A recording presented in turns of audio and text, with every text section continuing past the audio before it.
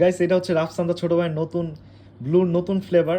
তো ভাইয়া এটা ট্রাই করে দেখো তো তোমার কাছে কেমন লাগে টেস্টটা। কবে কিনছো এটা? এটা কিনলাম আজকে। ভয় লাগতেছে ভাই, ব্লু যা দেখলাম বিএসটির অনুমোদন নাই, আর সমস্যা নাই, খাও। তারপর খাইতেছি। একটা অথেন্টিক কেমন লাগে তোমার কাছে সেটা বলবা। ব্লু না, ইলেকট্রোলাইট ড্রিঙ্ক না, হ্যাঁ। Lemon rich.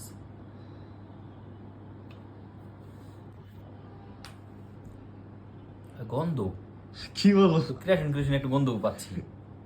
কিরসিন গন্ধ, লেবুর ফ্লেভার পাওয়া যায় না? না আবার খায় বলো তো, একদম বিস্তারিত আমাদের একটু জানাও। না ভাই, এটা আসলে কেমিক্যালে ভরপুর, বোঝা যাচ্ছে কেমিক্যালে ভরপুর। আমার কাছে লেমনের কোনো, আমি আল্লাহর রহমত ময়মুরব্বির দোয়ায় লেবুর সিটে ওটাও আমি পাইলাম না। আচ্ছা মানুষ তো একদম মনে হচ্ছে যে একদম পুরো কেমিক্যাল ভাই, মানুষ তো কিসের মানে পুরো ছেকারেন।